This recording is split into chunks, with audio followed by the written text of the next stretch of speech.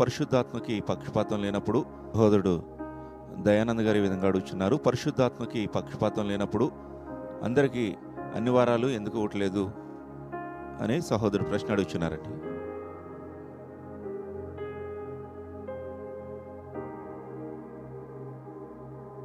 పరిశుద్ధాత్మకు పక్షపాతం లేనప్పుడు అన్ని వరాలు ఇవ్వచ్చు కదా, కొందరు కొన్ని వరాలు ఎందుకు ఇస్తున్నాడని చెప్పి ప్రజలు అడిగిన ప్రశ్న. ఇక్కడ వాక్యంలో మనం చూద్దాం. 1 కొరింథీ పత్రిక 12వ అధ్యాయం 8, 9, 10 వచనాల్లో ఎలాగనగా ఒకనికి ఆత్మ మూలముగా బుద్ధివాక్యమును, మరి ఒకనికి ఆత్మను అనుసరించి నా జ్ఞానవాక్యం. ఆత్మను అనుసరి అనే మాట గుర్తుపెట్టుకోండి. మరి ఒకనికి ఆ ఆత్మ వలననే, అక్కడ కూడా మీరు హైలైట్ చేసుకోండి, ఆ ఆత్మ అనేది హైలైట్ చేసుకోండి, విశ్వాసమును. మరి ఒకనికి ఆ ఒక్క ఆత్మ వలననే, అది కూడా హైలైట్ చేయండి, స్వస్థపరచు వరము. మరి ఒకనికి అద్భుతములు చేయ వరమును, శక్తియు. మరి ఒకనికి ప్రవచన వరమును, మరి ఒకనికి ఆత్మల వివేచనయు, మరి ఒకనికి నానావిధ భాషలను, మరి ఒకనికి భాషలకు అర్థం చెప్పు శక్తియు అనుగ్రహింపబడి ఉన్నది. ఎవరి వల్ల? ఆ ఒక్క ఆత్మ వల్లనే. ఆ ఆత్మ అంటే పరిశుద్ధాత్ముడే. ఎందుకు ప్రభువా అన్ని వరాలు ఒకరికి ఎందుకు ఇవ్వకూడదు? కొంతమంది ఈ మధ్య కొందరు చెప్పే మాటలు కూడా, మేము 100 రోజులు ఫాస్టింగ్ ఉన్నాం, నాకు 9 వరాలు దేవుడు ఇచ్చాడు, నేను 40 రోజులు ఉన్నాను, 40 వరాలు అంటే 9 వరాలు ఇచ్చేసాడు, నేను 50 రోజులు ఉన్నాను కాబట్టి 9 వరాలు నాలోనే పనిచేస్తున్నాయి. ఇదంతా బోటకం, డొల్ల మాటలు. బాగా గుర్తుపెట్టుకోండి. వేరే మతాల్లో ఉంటారు కదా వాళ్ళు, నేను ఇన్ని రోజులు తపస్సు చేశాం కాబట్టి ఆ వరం వచ్చింది, ఈ వరం వచ్చింది. మీరు తపస్సు చేయలేదు కాబట్టి మీకు రాలేదు, మేము తపస్సు ఎక్కువ చేసాం, ఎక్కువ వరాలు ఇచ్చాడు. అది కాదు. ఇక్కడ ఉపవాసం ఉండి ప్రార్థన చేయడం వల్ల మీరు దేవునికి దగ్గర అవుతారు, మీరు సరిచేయబడతారు. మీ ఆత్మ, మనసు, శరీరము దేవుని యొక్క వాక్యంలో, ప్రార్థనలో దేవునితో సహవాసం కలిగి ఉండడానికి. వరాల కోసం ఉపవాసాలు ఉంటే వస్తుందంటే చాలామంది ఉపవాసాలు ఉండి వరాలు తెచ్చేసుకుంటారు. అలా కాదు. నాకు తెలిసిన తమ్ముడు ఒక అతను 21 రోజు వట్టి నీళ్లతోనే ఉన్నాడు. మరొక తమ్ముడు 7 రోజులు వట్టి నీళ్లతోనే ఉన్నాడు. మరో తమ్ముడు అయితే 5 రోజులు ఏమీ తీసుకోకుండా, నీళ్లు కానీ ఆహారం కానీ తీసుకోకుండా ఉన్నాడు. కొందరు 40 రోజులు ఉన్నారు, ఒక్కొక్క పూట తిని. మా తండ్రి గారు 40 రోజులు ఆహారమే తీసుకోకుండా, అసలు టీ కానీ కాఫీ కానీ ఏమీ తీసుకోకుండా 40 దినాలు అనుకున్నారు. ఒక రూమ్లోకి వెళ్ళారు, అటాచ్డ్ బాత్రూమ్ ఉంటుంది, వాటర్ మాత్రం తాగుతుంటారు. అలా కొన్నాళ్ళు పోయిన తర్వాత వాటర్ కూడా ఎక్కువ తాగాలనిపించలేదు, ఎందుకంటే బలహీనమైపోయింది బాడీ అంతా కూడా. సో మళ్ళీ తిరిగి కోలుకోవడానికి 14 రోజులు పట్టింది. ఏంటి 40 రోజులు ఫాస్టింగ్ ముగించుకొని ప్రజలందరూ ముందుకు వచ్చి మాట్లాడి సాక్ష్యం చెప్పడానికి వాటికి 14 రోజులు టైం తీసుకుంది.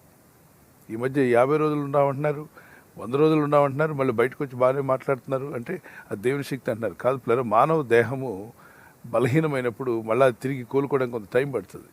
మరి మోషే గారు పర్వతం మీద ఉన్నారు కదా, సియోను పర్వతం మీద. అంటే దేవుడు తీసుకెళ్ళాడు మోషేని సియోను పర్వతం మీదకి. ఈ పాత నిబంధనలో ఉన్న పంచగ్రంథాలు అంటే 5 ఆదికాండము నుండి నిర్గమాకాండము, నిర్గమాకాండము, లేవికాండము, సంఖ్యాకాండము, ద్వితీయోపదేశకాండం అని 5 కాండాలు రాయించడానికి, అంతేకాకుండా దేవుడు మానవులకు ధర్మశాస్త్రం ఇవ్వడానికి అనేక విషయాలు మాట్లాడుతూ ఆయన మహిమలో ఉంచాడు ఆయన్ని. సో అది సూపర్ న్యాచురల్ అని చెప్పి అనుకోవచ్చు. ఇప్పుడు భౌతికంగా ఉన్నవాళ్ళు ఫాస్టింగ్ ఉంటే నాకు 9 వరాలు వస్తాయి, అలా కాదు. అలా అంటే తపస్సు చేసి తెచ్చుకున్నట్టుగా అవుతుంది. నో. మరి దేవుడు ఎందుకని ఆ వరాలు అట్లా ఇస్తున్నాడు పరిశుద్ధాత్ముడు అంటే, ఇప్పుడు సంఘం కట్టబడాలి, పరిచర్య జరగాలి.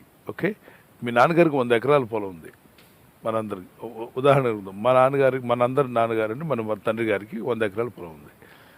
నాకో పని ఇచ్చాడు, మీకో పని ఇచ్చాడు, మీకు ట్రాక్టర్ ఇచ్చాడు. ఎందుకు? చుట్టూ తిప్పుకోవడానికి, ఫ్రెండ్స్ ముందు ఫోజు కొట్టడానికా? చెప్పండి. ఎందుకు ఇస్తాడు ట్రాక్టర్?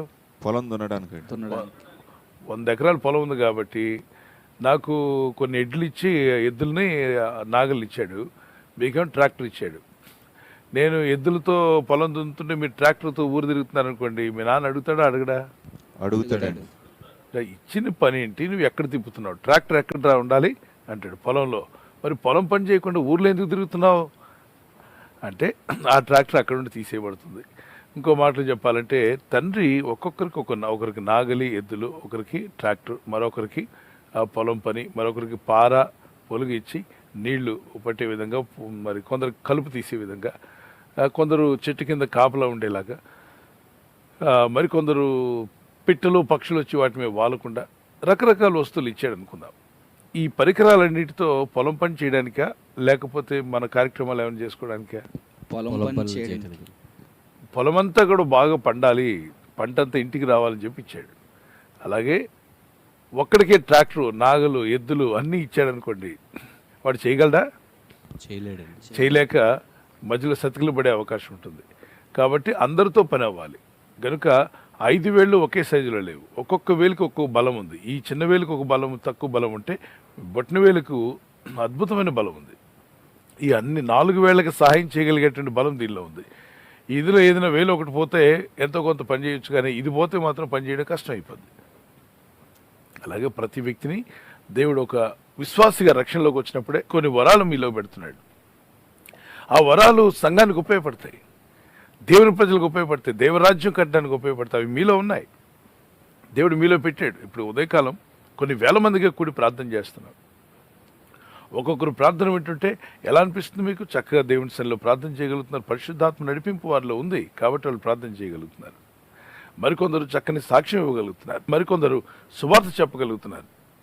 సో ఈ విధంగా పలుమార్లు అనేక విషయాలు భూమి మీద దేవుడు తన సంఘాన్ని స్థాపించడానికి ఇస్తున్నాడు. సో 9 వరాలు అల్టిమేట్గా ఎందుకు ఇచ్చావు దేవా అంటే ఎగ్జాక్ట్గా సంఘం కట్టబడడానికి, సంఘ క్షేమాభివృద్ధి కొరకు, ఆత్మల రక్షణ కొరకు, మరి అనేక ఆత్మలు దేవుని తీసుకొని రావడానికి ఇచ్చాడు. కానీ మన సొంత కార్యక్రమాల కోసం ఇవ్వలేదు.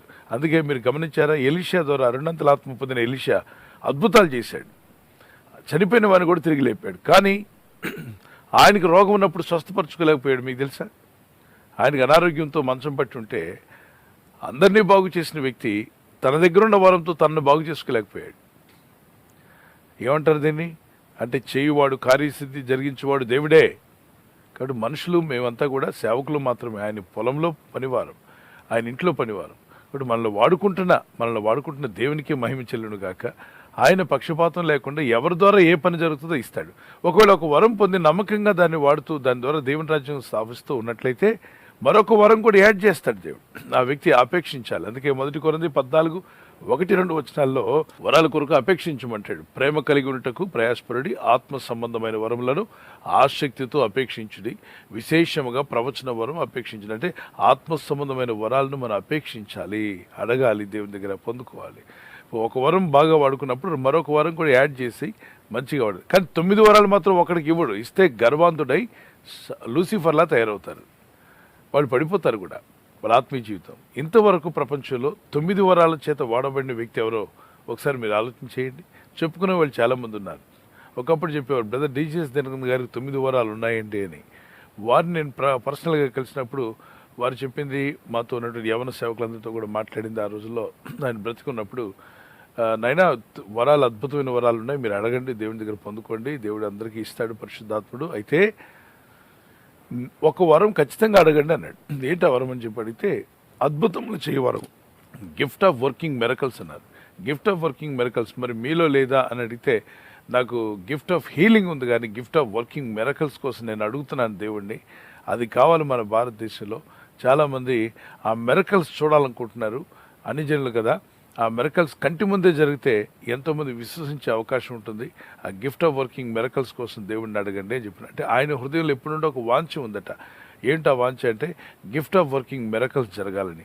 ఏమిటా గిఫ్ట్ ఆఫ్ వర్కింగ్ మెరకల్స్ అంటే, కాలు లేని వాడు వస్తే ఆజ్ఞాపించినట్టే కాలు తయారవ్వాలి అక్కడికక్కడే.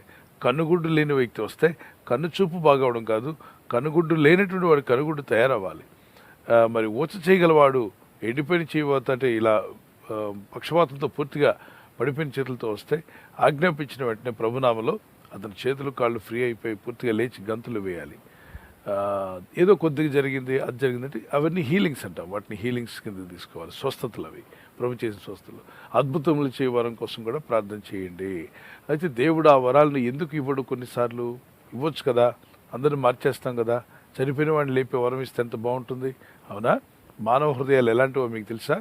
హృదయాలు ఎరిగిన దేవుడు ఎప్పుడు ఏది ఇవ్వాలో ఆయనకి బాగా తెలుసు. యేసు ప్రభు వారే స్వయంగా లాజర్ అనే వ్యక్తి చనిపోయినప్పుడు తిరిగి లేపాడు కదా. తిరిగి లేపినప్పుడు మరి ఆ ఊరోళ్ళంతా నమ్మారా ప్రభుని? నమ్మలా. ఎందుకు నమ్మలేదు?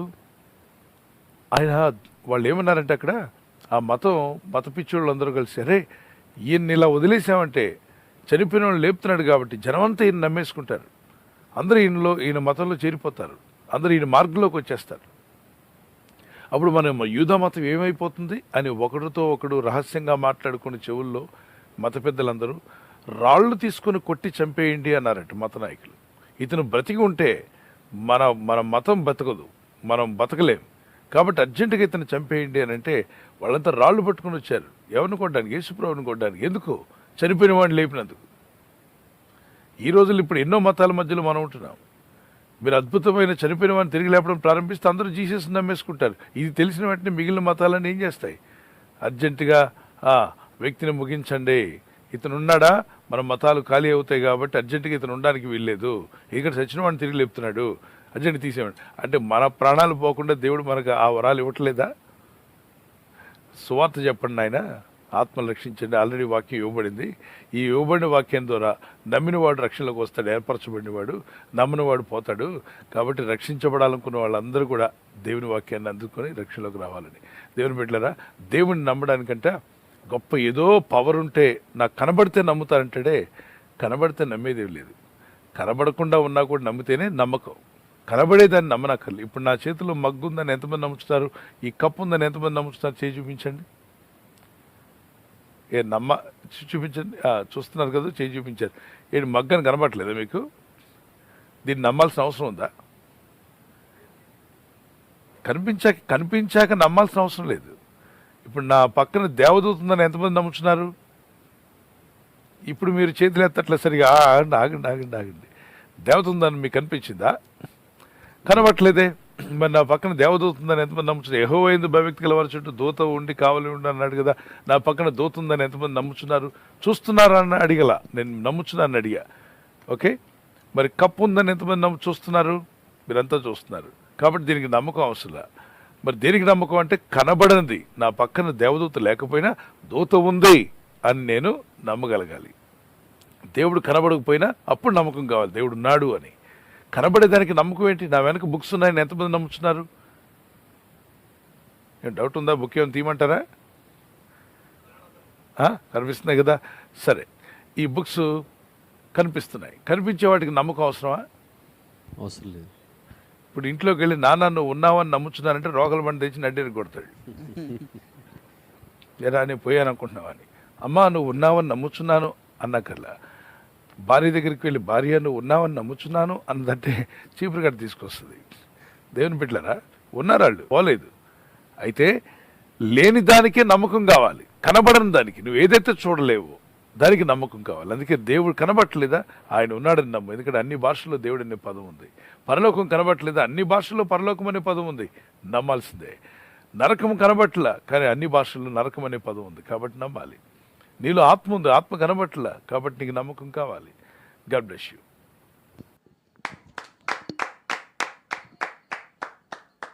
థ్యాంక్ యూ పాస్టర్ గారు. తర్వాత ప్రశ్న బ్రదర్ కరుణ్ గారు ఫ్యామిలీ తణుకు నుంచి ఈ విధంగా ప్రశ్న అడుగుతున్నారు పాస్టర్ గారు. ప్రార్థన ప్రాముఖ్యమా లేదంటే ప్రవక్తన ప్రాముఖ్యమా అనే విధంగా ప్రశ్న అడుగుతున్నారు పాస్టర్ గారు. ఈ రోజుల్లో కొందరు ఏంటంటే ప్రార్థించే పెదాల కన్నా పనిచేసే చేతులు మిన్న అని చెప్పినటువంటి మదర్ తెరీసా గారు ఒక దగ్గర అన్నారు. కానీ ఆమె రోజు ప్రార్థన చేసేవాళ్ళు. ఆమె చెప్పిన అనేక ఉపమానాల్లో ఒక మాట తీసుకున్నారు. ఏంటంటే ప్రార్థించే పెదాల కన్నా పనిచేసే సాయం చేసే చేతులు మిన్న అని చెప్పి ప్రార్థన ఎగ్గొట్టారు చాలామంది. అదే ఆమె చెప్పిన ఆవిడ ఏం చేస్తున్నారు తెలుసా? రోజు ప్రార్థన చేయమన్నారు. The family that praise together stays together అని ఆమె చెప్పారు. ఏ కుటుంబం అయితే కలిసి ప్రార్థన చేస్తారో ప్రతిరోజు వారు కలిసి బతకగలుగుతారు అని చెప్పారు. ఆ మాట తీసుకోరు. ఏమంటే ప్రార్థించే పెదాల కన్నా సాయం చేసే చేతులు మిన్న అని. ఈ యొక్క సామెత ఎంతవరకు అన్నది చూసుకోవాలి. వెంటనే మనుషుడు చెప్పిన ఆలోచన అలాగే నెత్తిమే పెట్టుకొని మోయకండి. దేవుడు ఏమన్నాడు? యేసుప్రభువారు ఈ లోకానికి వచ్చినప్పుడు శిష్యులతో ఏం చెప్పాడు? ప్రార్థన నేర్పించాడు. మీరు శోధనలో ప్రవేశింపకుండా నిమిత్తం మీరు మెలకుగా ఉండి ప్రార్థన చేయమన్నాడా? ఏదైనా ప్రయత్నం చేయమన్నాడా? రైట్. మనుషుడు ఎంత తెలివైన వాడైనా చుట్టూ గన్మెన్స్ పెట్టుకున్న ప్రాణం పోతుంది. ఎంతమందికి పోయింది ప్రాణం? రాజీవ్ గాంధీ గారు, ఆయన చుట్టూ గన్మెన్స్ ఉన్నారు. మరి ప్రధానమంత్రి, మరి అద్భుతమైనటువంటి డిటెక్టివ్స్ ఉంటారు వాళ్ళ పక్కన. చీమ చిట్టుకుమన్నా ఆయన మీదకి ఏ హాని రాకుండా చూసుకుంటారు. అలాంటి వాళ్ళు ఉండగా ఆయనకి మరణం ఎలా వచ్చింది? అంత పవర్ఫుల్ సెక్యూరిటీ చుట్టూ కూడా ఆయన చుట్టూ సెక్యూరిటీ ఉన్నప్పటికీ ఎలా ఆయనకి మరణం వచ్చింది? ఒక గార్లెండ్ రూపంలో ఒక దండ, పూలదండ వేస్తూ కిందకు వంగి ఆయన పాదాలు మొక్కుతూ స్విచ్ ఆన్ చేసింది ఆవిడ. ఆమె బట్టలో ఉంది, ఆమె వస్త్రంలో స్విచ్ ఉంది. స్విచ్ ఆన్ చేయగానే ఆమె నడుము దగ్గర కట్టుకున్న బాంబు ఒక్కసారి పేలింది. ఆ పేలడం ఆయన ఏదో బ్లెస్ చేస్తే ఆమె మొక్కుతుంది కాబట్టి లేమా పర్లేదు అంటూ ఆయన ఇలా తెలకు ఉంచాడు. ఆయన ముఖాన్ని చెక్కేసింది. చుట్టూ ఉన్న వాళ్ళ మీదకి ఆ బాంబులు అనేకమైన మేకులు, పొదునైన వస్తువులు పెడతారు. అవన్నీ కూడా ఎంత దూరం విస్ఫోటనం చెంది అందరూ శరీరాలకు చొచ్చుకుపోయాయి. అధికారులు కూడా కొంతమంది చనిపోయి. ఇక్కడ మీరు ఆలోచన చేస్తే ఇంత కాపుదలు ఉన్నా కూడా మరణాన్ని తప్పించుకోవాలి. అందుకే దేవుని కాపుదలు కావాలి. శోధనలో ప్రవేశింపకుండా మెలకుగా ప్రార్థన చేయమన్నాడు. ప్రార్థన ఎందు పట్టుదల కలిగి ఉండమని రోమపత్రిక 12:11-12 వచనాలు రాయబడింది. ఆత్మయందు అన్ని వేళలా ప్రార్థించమని ఎఫెసీ 6:18-19 వచనాల్లో, ఆత్మలో పరిశుద్ధాత్మలో ప్రార్థన చేయమని యూదా పత్రిక 1:22-23 వచనం వరకు, మరి మీరు ప్రార్థన చేసినప్పుడు పొంది ఉన్న నమ్మమని మార్క్స్ వార్త 11:22-24 వచనం వరకు, లూకాస్ వార్త 18:1-9 వచనం వరకు విసుగకుండా ప్రార్థన చేయమన్నాడు. మరి దేవుని ప్రజలారా, ప్రార్థించడం మంచిదని గుర్తుపెట్టుకోండి. యేసు ప్రభువారే చెప్పారు. ఆయన ఉదయకాలం తెల్లవారుజామున లేచి ప్రార్థించేవారు. మార్క్స్ వార్త 1:35-36 వచనాల్లో తెల్లవారుగానే ఇంకా చాలా చీకటిగా ఉండగా, అంటే మేబీ 4 గంటలకు లేచి ఆయన ప్రార్థన చేశారు. సో ప్రార్థన చాలా అవసరం. అలాగే ప్రార్థించేవాడు ప్రవర్తన కూడా దేవుడు సరి చేస్తాడు. యెహోవా యందు భయభక్తి గల వాని ప్రవర్తన ఆయన కాపాడునందు. తెలుసా మీకు? సామెతల్లో యెహోవా యందు భయభక్తి గల వాని యొక్క ప్రవర్తన ఆయన కాపాడుతాడంట. అందుకే భయభక్తిగా జీవిస్తున్నప్పుడు మీ ప్రవర్తనను కాపాడువాడు కూడా ఆయనే. ఒకడు సత్ప్రవర్తన చేయాలంటే అది వాడి చేతుల్లో లేదట. మరి ఇర్మియా గ్రంథం 10వ అధ్యాయం అంటాడు, సత్ప్రవర్తన చేసి జీవించాలనుకున్న వాడి చేతుల్లో లేదు, అది దేవుని దయ నుండి పొంది. అందుకే దేవుని యొద్ద నుండి మొరపెట్టండి, ప్రార్థించండి, మంచి ప్రవర్తన కలిగి ఉండండి. ప్రవర్తన ముఖ్యం, ప్రార్థన ముందు ముఖ్యం, ప్రార్థనతో పాటు ప్రవర్తన కూడా ముఖ్యం. ఓకే, ప్రార్థించేవాడు ప్రవర్తన కూడా బాగు చేసుకుంటాడు.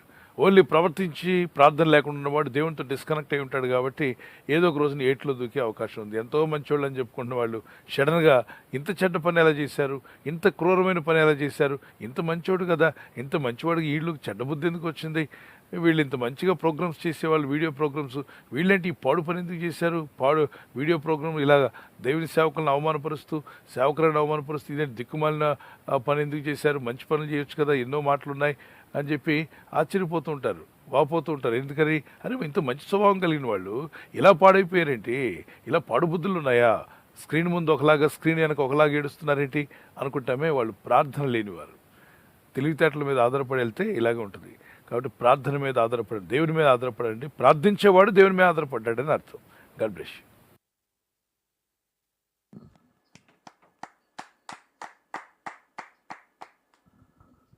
థ్యాంక్ యూ పాస్టర్ గారండి. ఈ సమయంలో మరొక ప్రశ్న.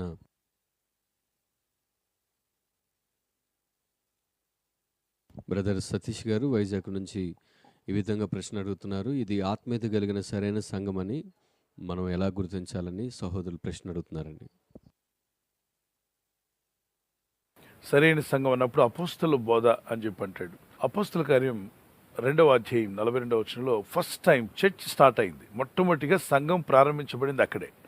కనుక అపోస్తల కార్యాలు 28 అధ్యాయాలు ఉంటాయి. 28 సార్లు చదవండి.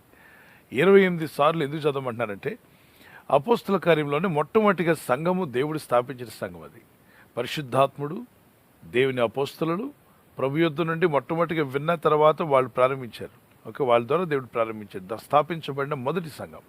ఎప్పుడైనా ఏదైనా కార్యక్రమం ఉన్నప్పుడు ఆ స్టార్టింగ్ గురించి మాట్లాడతారు. ఏమంటే స్టార్టింగ్లో ఇలా ఉండేదండి, ఇలా ఉండేవారండి. అందుకే స్టార్టింగ్లో ఎలా ఉండేది, అపోస్తలుడైన పౌలు గారు, పేతురు, యోహాను, యాకోబులు వీళ్ళంతా ఎలా చేశారు. అపోస్తల కార్యం 2వ అధ్యాయం 42వ వచనంలో వారంతా మారుమనసు పొందిన తర్వాత వీరు అపోస్తలుల బోధ యందును, అంటే బాప్తిసం అయిపోయిన తర్వాత వీళ్ళు ఎక్కడ పొందారు బాప్తిసము అవన్నీ కూడా నేను చెప్తాను. దానికి ముందుగా బాప్తిసం పొంది ప్రభునందున్నవారు ఏం చేయాలి? వీరు అపోస్తలుల బోధ యందును, సహవాసమందును, రొట్టె విరుచుట యందును, ప్రార్థన చేటి యందును ఎడతెగక ఉండేది. అంటే కంటిన్యూగా ఉండాలి. ఏమిటది? అపోస్తలుల బోధ. తప్పుడు బోధలు చాలా వచ్చాయి, వాటిలోకి వెళ్లకుండా చూసుకోవాలి. తప్పుడు బోధలను ఎలా తెలుస్తుంది? బైబిల్ చదివితే వాళ్ళ బోధ తప్పో కాదో మనకు అర్థమైపోద్ది. అందుకే ఎక్కువగా బైబిల్ వాక్యం చదువుతున్నప్పుడు వాక్యానుసారమైన బోధలా కాదా అన్నది ఈజీగా కనిపెట్టేయచ్చు. 2 రోజులు 4, 4 రోజులు 8, 3 రోజులు 6, 2 8లు 16. ఎవరో 36 అంటున్నారు. లేదు. లేదు లేదు 36 కరెక్ట్గా దేవుడు నాకు రాత్రి చెప్పాడు.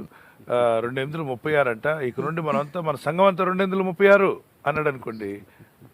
అక్కడ లెక్కలు తెలియని వాళ్ళందరూ అవునండి ఆమెన్ ఆమెన్ అనమాట. ఆమెన్ ఎంత 236 దానికి ఎందుకు ఆమెన్ చెప్పావు అంటాడు. ఎవరు? లెక్కలు తెలిసినోడా తెలియనోడా? లెక్కలు తెలిసినవాడు. తెలిసినోడు అంటాడు ఏం బ్రదర్ ఏం మాట్లాడుతున్నారు, రాత్రి దేవుడు మీతో మాట్లాడడం ఏంటి, 236 ఎందుకు మాట్లాడతాడు? దేవుడు అబద్ధికుడు కాదు.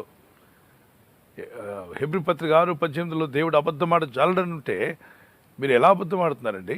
ఏమన్నాయా నేను దైవజనుడి, నేను అబద్ధం ఆడుతున్నాను నీకు ఎలా తెలుసు అంటే మిగిలిన వాళ్ళందరూ కూడా ఎస్ మా సేవకుడు అబద్ధం ఆడట్లేదు ఆయన అయ్యగారు అని చెప్పి అన్నారు అనుకోండి. 236 అవుతుందా? దర్శనంలో కనబడినా కళ్ళలో కనబడినా దేవతతో చెప్పినా జరగదే.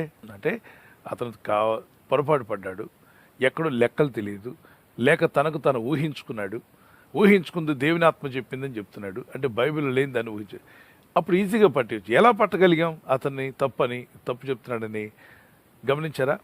లెక్కలు తెలిసినాడు పట్టుకోగలిగాడు. ఓకే, ఆ లెక్కలు తెలియనివాడు అమాయకంగా 236 అంటే 36 అంటాడు, 299 అంటే 99 అనేస్తాడు. అన్నిటికీ ఆమె చెప్తాడు, ఎందుకంటే లెక్కలు తెలియదు కాబట్టి. అందుకే బైబిల్ చదవమని చెప్పేది. బైబిల్ చదివిన వ్యక్తికి అవతల సేవకుడు కరెక్ట్ మాట్లాడుతున్నాడు లేదు ఈజీగా అర్థమవుతుంది. అర్థం చేసుకోవడానికి వాక్యం బాగా వినండి, వాక్యం బాగా చదవండి, అపోస్తలుల బోధ ఎందు ఉండండి, వాక్యానుసారమైన బోధ. దీని గురించి నేను పెద్ద బుక్కే రాశాను, ఆ బుక్ మీరు తీసుకోవచ్చు, మన బుక్ స్టాల్లో ఉంటుంది. అలాగనే మరి ప్రార్థనాపూర్వకంగా మీరు వాక్యాలు వింటున్నప్పుడు మీకు అనేక విషయాలు అర్థమవుతాయి. అపోస్తలుల బోధ అంటే ఏంటో, వారు మారుమనసు గురించి బోధిస్తారు, దేవుని వైపు తిరిగి బాప్తిసం పొందే విషయంలో వారు ఖచ్చితంగా బోధిస్తారు. తర్వాత దేవునితో సహవాసం గురించి మాట్లాడతారు, దేవుని చిత్తం నెరవేర్చడం గురించి మాట్లాడతారు, అనేకులకు సువార్త ప్రకటించడానికి మిమ్మల్ని కూడా తయారు చేస్తారు. మీరు కూడా దేవుని మాటలు పలకాలి, మీరు ప్రార్థన యొక్క ప్రాముఖ్యత నేర్పిస్తారు, ప్రార్థన చాలా అవసరం అంటారు. ఎదిగిన తర్వాత మిమ్మల్ని ఎప్పుడూ వాళ్ళ దగ్గర అలాగే కూర్చోబెట్టకుండా మీరు కూడా ప్రార్థనలోకి రావాలి, సేవలోకి రావాలి, పరిచర్లోకి రావాలి, సంఘంలో ఏదో కార్యక్రమాలు, మీరు కూడా దేవుని బిడ్డలే కాబట్టి 5 వేళల్లో మీరు ఒక వేలై ఉన్నారు, రండి పని చేయండి దేవుని పనులని మీకు కూడా అవకాశాలు కల్పిస్తారు. దేవుని పనిలో ముందుకు సాగుతూ ఉంటాం. Okay, God bless you. ఇంకా మరి వివరాలన్నీ కూడా ఆ బుక్లో తీసుకుని చదువుకోవచ్చు, మీకు అన్ని వివరంగా అర్థమవుతాయి. God bless you.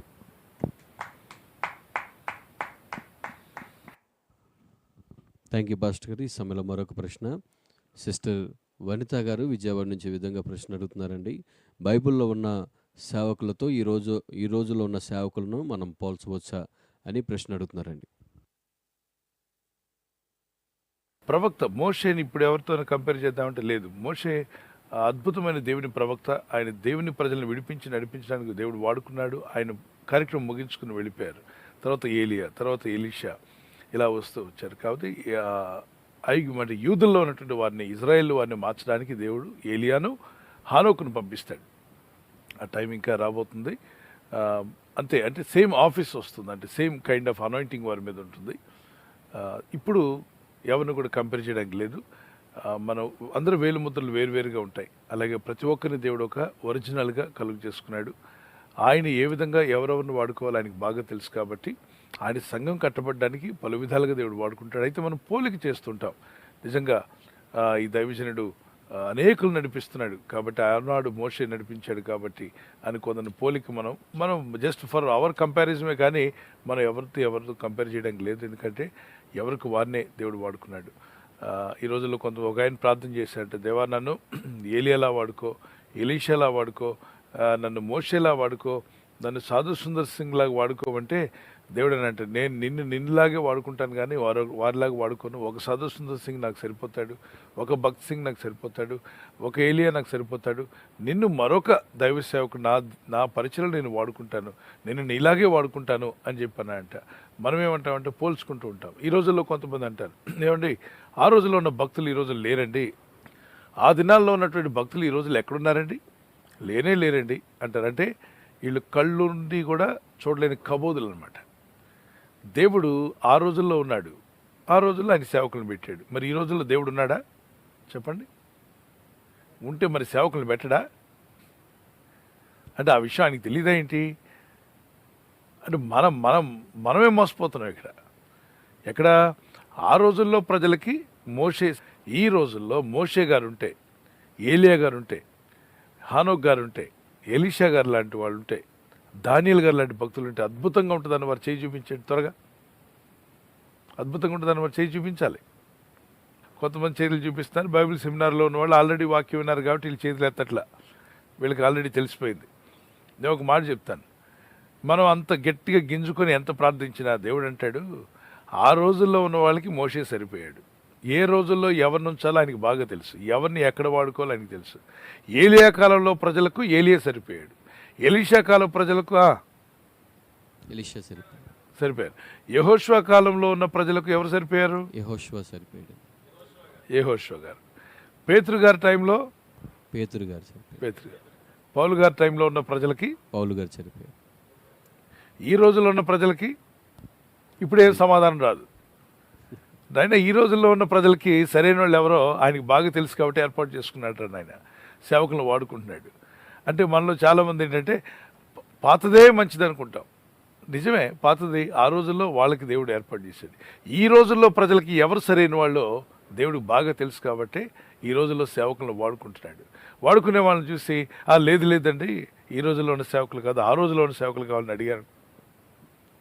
వాళ్ళకు వాళ్ళు సరిపోయారు. నాయన మీకు వీళ్ళే సరి కాబట్టి నేను ఏర్పాటు చేసి ఇచ్చాను. ఈ కళ్ళు ఉండి కూడా చూడలేని కబోదులు ఉన్నారే, వీళ్ళెప్పుడు కూడా పాత భజనే చేస్తుంటారు. ఓ దేవా ఏలియా కాలం లాగా ఉండాలి, ఏలియా రావాలి మాకు. దేవుడు అంటాడు, ఇప్పుడు నేను ఒక సేవకుని ఇచ్చానుగా, ఈ సేవకుల ద్వారా మాటలు వినలేవా నువ్వని. పాతాళంలో యాతన పడుచున్న ధనవంతుడు అంటాడు, నాకు అన్నదమ్ములు 5 ఉన్నారు, వాళ్ళకి వెళ్ళి సువార్త చెప్తే, ఈ చచ్చిపోయిన లాజరు వెళ్ళి చెప్తే మా అన్నదమ్ములు మారుతారు. నేను చచ్చి పాతాళంలో ఏడుస్తుంటే వాడి దినం చేసుకుంటున్నారు వాళ్ళందరూ కలిసి. చిన్న దినం అంటున్నాడు, పెద్ద దినం అంటున్నాడు, ఏటలకు వస్తున్నాడు, తింటున్నాడు. ఒరే దినం కాదురా, మీ అన్న కాలిపోతున్నాడు నరకంలో, ఈ విషయం చెప్పడానికి లాజర్ను పంపించమంటే అబ్రహాం అంటాడు, అక్కడ వాళ్ళ యుద్ధ మోషయ్యు ఇతర ప్రవక్తలు ఉన్నారు, వారు చెప్పినట్టు వింటే సరిపోతుంది అన్నాడు. అయ్యా అలా చెప్తే వినరు, చచ్చినోళ్ళు తిరిగి లేచి వెళ్తేనే చెప్తారంటే నువ్వు మాకు సజెషన్ ఇవ్వనక్కర్లేదు, ఆ విధంగా దేవుడు చెయ్యడు. సో దేవుని బిడ్డలారా గమనించండి, ఈ వచనం ఒకసారి చదువుదాం. ఈ దినముల కంటే మునుపటి దినములు ఏల క్షేమకరములు అని అడగవద్దు, ఈ ప్రశ్న వేయటం జ్ఞానయుక్తము కాదు. ఇకపోతే ఈ దినాల్లో ద డేస్ ఆఫ్ ఈవిల్, ఈ రోజుల్లో అనేకమంది చెడు దినాలు అన్నాడు. ఈ చెడు దినాల్లో దేవుని వాక్యాన్ని బోధించే సేవకులను దేవుడు ఏర్పాటు చేసుకుని వాడుకుంటున్నాడు. దేవుడు ఆ వాడుకుంటున్న సేవకులను గుర్తుపట్టలేక చాలామంది మంచి సేవకులు లేరండి, మంచి సేవకులు లేరండి, మంచి సేవకులు ఇలా అనుకుంటూ వీడు ఎప్పుడొకరు చనిపోతాడు కదా, అప్పుడు పరలోకం వెళ్ళినప్పుడు దేవుడు అడుగుతాడు, ఎందుకు నన్ను బాగా వాక్యం వినకుండా ఎందుకు ఇట్లా పాడు బతుకు బతికేవని దేవుడు అడిగాడు అనుకోండి. మంచి సేవకులు లేరు, అందుకే నేను అలా బతికి పాడైపోయాను, నేను మంచి సేవకులు కనబడలేదు నాకు అని చెప్తే లాగిపెట్టి 2 ఇస్తాడు. ఎందుకంటే మంచి సేవకులు ఎవరో నాకు తెలియదని అంత గుడ్డివాడినా, నీకు సరిపడ సేవకులు నేను ఏర్పాటు చేశాను భూమి మీద. నువ్వు ఎందుకు వినలేదు వాక్యం? వారు చెప్పినప్పుడు ఎందుకు వినలేదు? నువ్వు వారు పిలిచినప్పుడు ఎందుకు ఆ యొక్క వాక్య ఆహారం తీసుకోలేదు? వారితో నేను నిత్యం నా ఆహారం పంపిస్తూనే ఉన్నాను. నేను ఎప్పుడు ప్రజలను విడిచిపెట్టలేదే. ఏ కాలంలో ఏలియాను పెట్టి పోషించాను, మోషే కాలంలో మోషేతో నడిపించాను. ఇప్పుడు వాళ్ళు లేని టైంలో వేరే నా సేవకులు ఉన్నారు. నువ్వు అందరినీ నిందలు మోపుతూ ఉన్నావు. అందరి మీద ఏలెత్తి చూపించే వాళ్ళు ఉంటారు. ఎవరు మంచి ఒక అతనన్నా అంట, అసలు పాత నిబంధనలో భక్తులు ఎవరు నాకు పాస్టర్గా పనికిరారు, కొత్త నిబంధనలు ఉన్న వాళ్ళు పాస్టర్గా పనికిరారంటే ఇక ఆ విషయం అంతా వివరించడానికి టైం చాలుతూ నేను ఒక ప్రసంగం కూడా చేశాను. అయితే దూత అడిగిందంటే మరి ఎవరు నీకు కావాలని అడిగితే ఎవ్వరు అసలు మంచి పాస్టర్లు ఎవరూ లేరని అంట. మరి ఎవరు నీకు పాస్టర్గా ఉంటే బెటర్ అంటే నాకు నేనే పాస్టర్ అవుతానా అంట. లాగిపెట్టి దూత 2 ఇచ్చింది. బుద్ధి లేనివాడా, స్వార్థపరుడా, నువ్వు స్వార్థపరుడివి, నువ్వు ఇతరుల్లో ఉన్నటువంటి తప్పులు చూసే రకమే కానీ వారి ద్వారా దేవుడు చేస్తున్న కార్యాలను చూడలేకపోతున్నావు. దేవుడు ఎంతోమంది పాపులను లేవనెత్తి వాళ్ళు పరిశుద్ధులుగా మార్చుకొని వారి ద్వారా సేవ జరిగిస్తున్నాడు. కళ్ళు తెరిచి చూడు, దేవుడు ఒక్కొక్క సేవకుని ద్వారా ఎలా వాడుకుంటున్నాడు. వాక్య విరుద్ధంగా ఉన్నట్లయితే వారికి దూరంగా ఉండండి, వాక్యానుసారంగా ఉంటే వారితో నడవండి, అది మీకు మేలు. God bless you.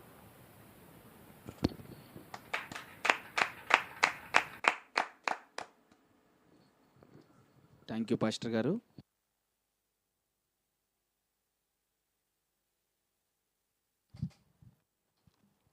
తర్వాత ప్రశ్న పాస్టర్ గారు, మహాలక్ష్మి గారు గుడివారి నుంచి ఇలా అడుగుతున్నారండి. బాప్టిజం తీసుకున్నవారు ప్రభునందు నిద్రించిన తర్వాత వారిని సమాధి చేయకుండా కాల్చివేస్తే వారి ఆత్మ ఎక్కడికి వెళ్తుందని ఇలా ప్రశ్న అడుగుతున్నారండి.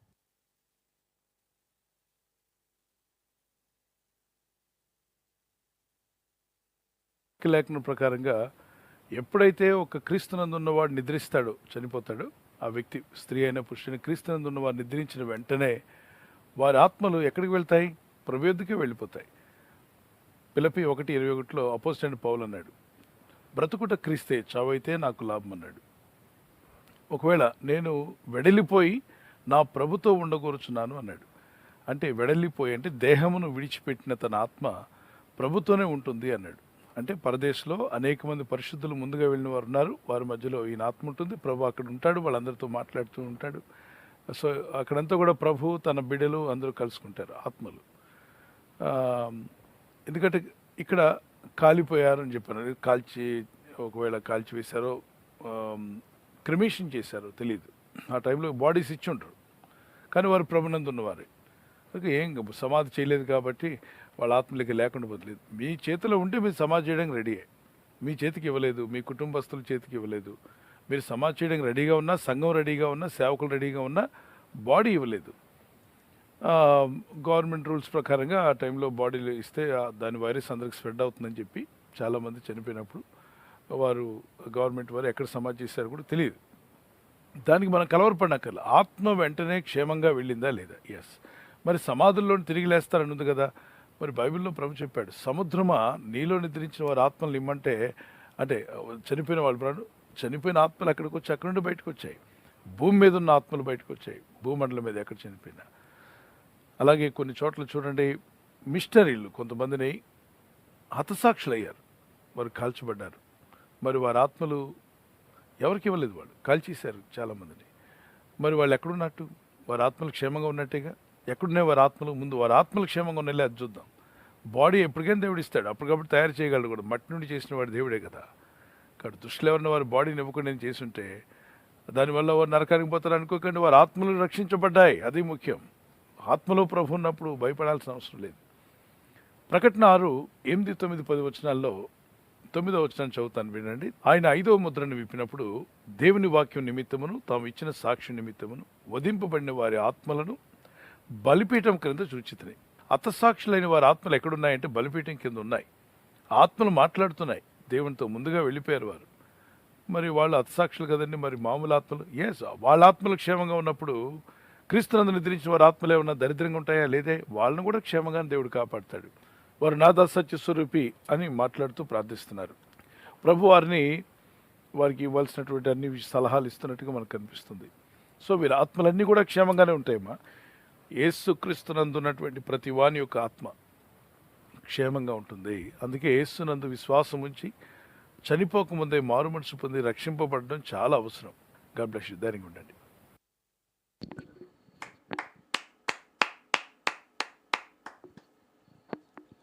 థ్యాంక్ యూ పాస్టర్ గారు.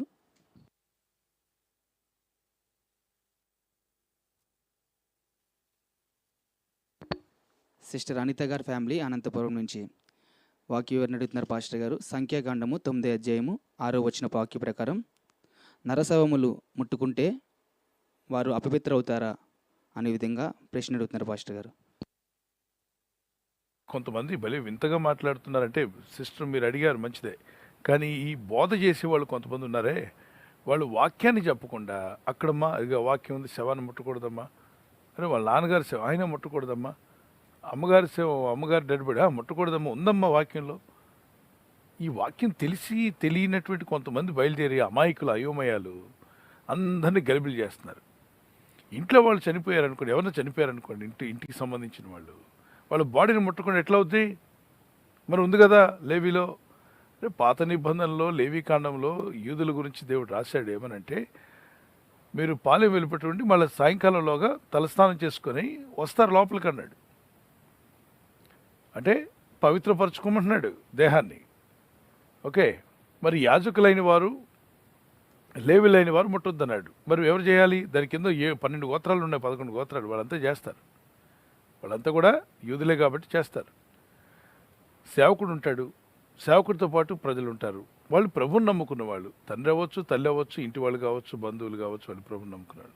వాళ్ళ బాడీని, ఆ డెడ్ బాడీని అన్ని వస్త్రాలు చుట్టి, స్నానం చేయించాక వస్త్రాలు చుట్టి తీసుకెళ్తారు కదా. ఆ టైంలో సాయపడి అమ్మమ్మ ముట్టుకోకూడదని ఉందండి వాక్యంలో. మరి ఎవరు చేస్తారు ఈ పని? మృతులను పాతి పెట్టుకుంటాయండి, మేము మాత్రం చేయవండి. దీన్ని అయోమయం అంటారు.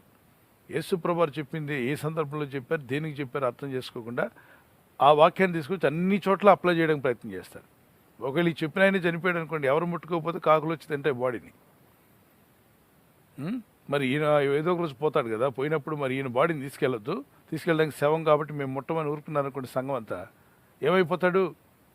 కాబట్టి ముందు వెనక ఆలోచించకుండా వాక్యాలను అమాయకులను విశ్వాసాలకు ఇదిగో ఇక్కడ ఉంది అని అప్లై చేసేయడం మన దాన్ని వివరించొద్దా? వివరణ తీసుకోండి అమ్మా, వివరణ తీసుకోండి దయచేసి. హాస్పిటల్లో పనిచేసి డాక్టర్స్ ఉన్నారు, ట్రీట్మెంట్ ఇస్తున్న టైంలోనే అతను సడన్గా జస్ట్ 3-4 మినిట్స్ ముందు పోయాడు అనుకోండి, డాక్టర్ వచ్చి పట్టుకొని చూస్తాడు. డాక్టర్ గారు, ఆయన క్రైస్తవ డాక్టరే, ఆయన నిర్ధారణ చేయాలి పోయాడు అని. మరి శవాన్ని పట్టుకున్నట్టేగా, పోయిన తర్వాతగా ఆయన టచ్ చేశాడు, చూశాడు కదా. మరి నర్సులు ఉంటారు అక్కడ, ఆ వార్డులో పనిచేస్తున్న వాళ్ళు ఉంటారు, బాడీని తీసుకెళ్ళే వాళ్ళు క్రైస్తవులు అయి ఉండొచ్చు, చర్చికి వస్తున్నారు, వాళ్ళు మళ్ళీ చర్చి విశ్వాసులు. మరి వాళ్ళందరినీ చర్చిలోకి రానికుండా ఆపేస్తావా? మార్చురీలో పనిచేస్తుంటారు చాలామంది, అక్కడ అనేక డెడ్ బాడీస్ని పెట్టేవాళ్ళు ఉంటారు, వాళ్ళు మళ్ళీ ఆదివారం చర్చికి వస్తారు.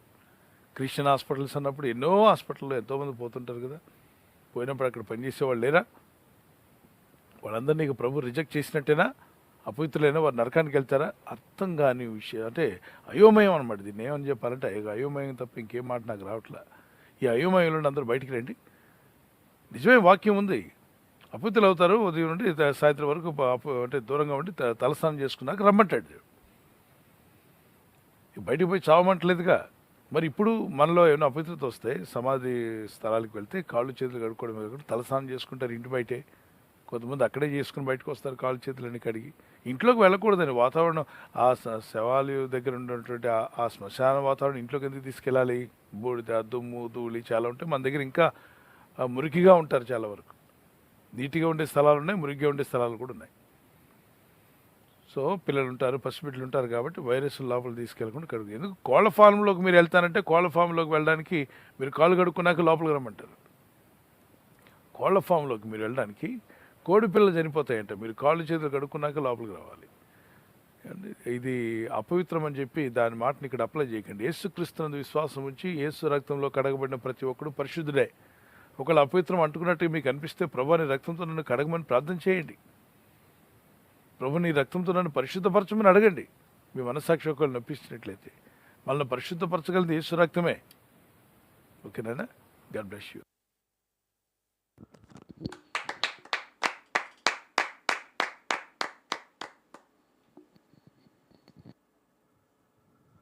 థ్యాంక్ యూ పాస్టర్ గారు. ఈ సమయంలో మరొక ప్రశ్న సిస్టర్ సంధ్య గారి ఫ్యామిలీ గుడివాడ నుంచి ఈ విధంగా ప్రశ్న అడుగుతున్నారండి. నేను వ్యక్తిగత ప్రార్థనలో ఉన్నప్పుడు నాకు తెలియకుండానే నేను నిద్రలోకి వెళ్తున్నాను, నేను దీనిని ఏ విధంగా జయించాలని ప్రశ్న అడుగుతున్నారండి. ప్రార్థనలో ఉన్నప్పుడు మీరు ఎక్కువసేపు అలా కూర్చుని ఉన్నప్పుడు, ఒకవేళ మీ బాడీ సహకరించట్లేదేమో, కారులో కూర్చున్నప్పుడు చూడండి కొందరికి వెంటనే నిద్ర వస్తుంటుంది. ఇందులో 2 రకాలు ఉన్నాయి. ఒకవేళ అపవిత్రాత్మ వల్ల నిన్ను ప్రార్థన చేయనీయకుండా, బైబిల్ చదవకుండా మగతగా కలిగి చేస్తే గద్దించండి యేసునామంలో, అది వెళ్ళిపోతుంది. ప్రభు అయిన యేసునామంలో ప్రతి విధమైనటువంటి ఆటంకపరిచే ఆత్మలారా నన్ను నా గదిలో నుండి వెళ్ళిపోమని గద్దించండి, అంతే. అపవాదిని ఎదిరించిన వాడు మీ యుద్ధ నుండి పారిపోతాడు. యాకోబు పత్రిక 4:7. ఓకే, ఇక్కడ బాడీ కదలకుండా ఉన్నప్పుడు కొన్నిసార్లు నిద్ర మగతగా అనిపించవచ్చు. కారులో కూడా చూడండి, కూర్చుని వెంటనే ట్రైన్ ఎక్కిన కొద్దిసేపటికి నిద్రపోతుంటారు, ఫ్లైట్లో కూర్చొని కూడా నిద్రపోతుంటారు. ఎందుకంటే బాడీకి ఇంకేం పని లేదు కాబట్టి. ప్రార్థనలో కొందరు చేస్తూ గట్టిగా స్తుతిస్తూ ప్రార్థిస్తూ అన్య భాషలు మాట్లాడడమో, లేకపోతే ఉన్న భాషలో ప్రార్థన చేస్తున్నప్పుడు నిద్రపోకుండా ఉండొచ్చు. ఒక్కొక్కసారి వేరే వాళ్ళు చేస్తున్నప్పుడు మనం వింటూ ఉంటాం కదా, మగతగా అనిపించవచ్చు. అప్పుడు మీరు నిలబడి ప్రార్థన చేయండి, ఒక గ్లాస్ నీళ్ళు తాగి ప్రార్థన చేయండి, స్తుతించండి, స్తోత్రాలు చెప్పండి, దేవుని మహింపరచండి, ఒక కీర్తన పాడుకోండి. Nothing will happen. God will help you. God bless you. ఒకవేళ ఏదైనా చీకటి ఆత్మ మిమ్మల్ని ప్రార్థన చేయకుండా ఆటంకపరుస్తుంటే, ఆ దురాత్మ అయిన చీకటి అయిన యేసు నామములో మీకు దూరమగును గాక. God bless you.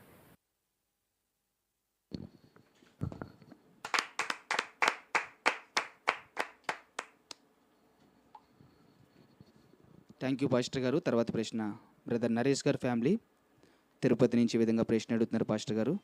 దేవుని నమ్మి బాప్తీసం తీసుకుంటానని తీర్మానం తీసుకొని బాప్తీసం తీసుకోకుండా మరణిస్తే వారి ఆత్మలు ఎక్కడికి వెళ్తాయి అనే విధంగా ప్రశ్న అడుగుతున్నారు పాస్టర్ గారు. ఒక తీర్మానం తీసుకున్నాడు హాస్పిటల్లో, ప్రభా నా హృదయంలోకి రమ్మన్నాడు, ప్రభు నేను నమ్ముచున్నాను ప్రభా, నా పాపాలు క్షమించమన్నాడు. నాకు ఇన్నాళ్ళు ఈ సత్యం తెలియదు నాయన, వీళ్ళు చెప్పారు నువ్వు నా పాపాలు కూడా భరించావంటే, శిలువలో రక్తం కార్చి ప్రాణం పెట్టావంటే నేను నమ్ముచున్నాను మనసారా, నా హృదయంలోకి రమ్ము యేసయ్య అని ప్రార్థించి నా పాపను క్షమించమని వేడుకొని యేసు రక్తమును, యేసు శిలువలో మరణాన్ని, ఆయన పునరుద్ధరణ తిరిగి లేచిన విషయాన్ని మనసారా అంగీకరించాడు. యేసు ప్రభు నోటితో ఒప్పుకొని హృదయంలో ఆయన మృతులను తిరిగి లేచాడని ఒప్పుకున్నాడు. రోమాపత్రిక 10:10 ప్రకారంగా రక్షణ పొందుకున్నాడు.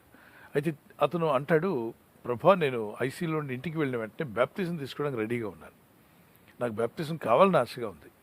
మరి ఆపరేషన్ అయ్యి గాయాలతో ఉన్నాడు కాబట్టి లేచి రాలేడు. ఒకవేళ అతను ఆ పరిస్థితి, హాస్పిటల్లో వచ్చే పరిస్థితి లేదు. మరి ఈ రోజు రాత్రి నేను కన్ను మూసినా నా ఆత్మని ఎద్దుకు రావాలి ప్రభు అని ప్రేర్ చేసుకున్నాడు. పాస్టర్ గారు వస్తే అక్కడ మాట ఇచ్చాడు, 3వ రోజును 4వ రోజున డిశ్చార్జ్ అయినంటే నాకు బ్యాప్టిజం నీళ్ళు రెడీ చేయండి, నేను తీసుకుంటానండి అన్నాడు. ఇది గాయాలు పుండ్లు లేనివారు, ఆపరేషన్ కానివాడు. ఆపరేషన్ అయిన వాళ్ళైతే నీటిలో దింపకూడదు. మొన్న మధ్య ఒక అతను ఆక్సిజన్ సిలిండర్తోనే దింపాడు, ఆయన లోపలేశారు. పోలీసులు వచ్చి అరెస్ట్ చేశారు ఆయన్ని. ఇదే ఓవర్ యాక్షన్ చేయొద్దని చెప్పేది. ఏంటంటే లేదో నరకానికి వెళ్ళిపోతావు అని చెప్తే సిలిండరు, ఆక్సిజన్ ఇవన్నీ పెట్టి ఒక పక్కన ఒకడు సిలిండర్ పట్టుకుంటే మరొక అతను కలిసి ముంచాడు లోపలికి. బుద్ధి లేని పనులు చేస్తున్నారు. వాళ్ళు చేసే పనులకి అందరికీ ఇబ్బంది కలిగే పరిస్థితి. చుట్టుపక్కల ఉన్న వాళ్ళంతా కేసు పెట్టారు. ఈ బుద్ధిహీనుడి వల్ల ఆ రోగికి ఇబ్బంది కలిగింది, సంఘానికి ఇబ్బంది కలిగింది. అందుకే బుద్ధిహీన పనులు చేయొద్దు, వాక్యాన్ని బాగా నేర్చుకోమన్నారు. తర్ఫీదు లేకుండా, బైబిల్ సెమినార్ లేకుండా, వాక్యం ఏమాత్రం నేర్చుకోకుండా, కొన్ని సంవత్సరాలు దేవుని సేవ చేస్తున్న సేవకుల దగ్గర కొంత సమయమైనా గడపకుండా అయోమయంగా వెళ్ళి సేవ చేస్తే ఇట్లా ఉంటుంది. దేవుని బిడ్డలారా గమనించండి. తీసుకోవాలనుకున్నాడా? ఎస్. తీసుకోవడానికి రెడీ అయ్యాడా? మనస్ఫూర్తిగా అవును. మరి దేవుడు అతను అంగీకరిస్తాడా? ఎస్, అంగీకరిస్తాడు. అతను ఒప్పుకున్నాడు, విడిచిపెట్టాడు, ప్రభువును నమ్మిక ఉంచాడు. సడన్గా మా రాత్రి నిద్రించాడు అనుకోండి, ఆయన ఆత్మ దేవుని ఎదుగు వెళ్తుంది. అయితే పరిశుద్ధులుగా ముందు నుండి ఎన్నో సంవత్సరాలుగా సేవ చేసిన వాళ్ళకి అన్నంత ప్రకాశ వెలుగు ఆయనకి లేకపోయినా సేవైన ఆత్మగా ఆ ఆత్మలు ఉంచాల్సిన స్థలంలో దేవుడు ఉంచుతాడు. ఒక్కొక్క ఆత్మకి ఎక్కడ ఉంచాలో ఆయనకి బాగా తెలుసు కాబట్టి ఆ ప్రదేశంలోనే వారికంటూ ఒక స్థలం ఏర్పాటు చేసి ఉంటాడు, అక్కడ పంపిస్తాడు. ఓకేనా? ఎందుకంటే వాళ్ళు బ్యాప్టిజం తీసుకునే అవకాశం లాస్ట్ మూమెంట్లో. నేను ఇప్పుడు అన్నాను కదా అని దీన్ని తీసుకెళ్ళి అందరికీ అప్లై చేయడం లేదు. ఆరోగ్యంగా ఉన్నవాడు విన్నాడా వాక్యం, వెళ్ళి బ్యాప్టిజం పొందుకో. పాస్టర్ గారిని అడిగి, నువ్వు ఆరోగ్యంగా ఉన్నావు, హాస్పిటల్కి వెళ్ళి ఐసీయూలోకి వెళ్ళలేదు, మరి నువ్వు అంతా బాగానే ఉంది, ఇంకెప్పుడు రేపు అనొద్దు. రక్షణ మార్గం మరి నేడే రక్షణ దినమని 2 కొరింథీ 6:2 మాట్లాడుతుంది. ఇక్కడ బ్యాలెన్స్గా అర్థం చేసుకోకుండా కొందరు విపరీతంగా ఆలోచించే వాళ్ళు ఉన్నారు. బ్యాప్టిజం పొందిన వాళ్ళకే బ్యాప్టిజాలు ఇస్తూ జీవితాంతం బ్యాప్టిజం ప్రసంగమే, ఎక్కడికి వెళ్ళినా బ్యాప్టిజం ప్రసంగం తప్ప వేరే ప్రసంగాలు ఉండవు కొందరికి. మరికొంతమంది ఇస్తూనే ఉంటారు బ్యాప్టిజాలు, కొందరు తీసుకుంటూనే ఉంటారు. నో, వాక్య విరుద్ధం. అటువంటి వాటిలోకి వెళ్ళకండి, వాక్యానుసారంగా జీవించండి. ఒకటే బ్యాప్టిజం, ఒకటే ప్రభు, ఒకే ఆత్మ. ఎఫ్ఎస్సీ పత్రిక 4:4-5. God bless you. ప్రభు మిమ్మల్ని దీవించుగాక. థ్యాంక్ యూ పాస్టర్ గారు. తర్వాత ప్రశ్న జోసెఫ్ గారి ఫ్యామిలీ విజయవాడ నుండి ఈ ప్రశ్న అడుగుతున్నారు.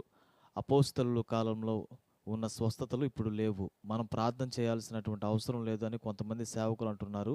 ఇది ఎంతవరకు వాస్తవాన్ని ప్రశ్న అడుగుతున్నారండి. జోసెఫ్ గారు విజయవాడ నుండి.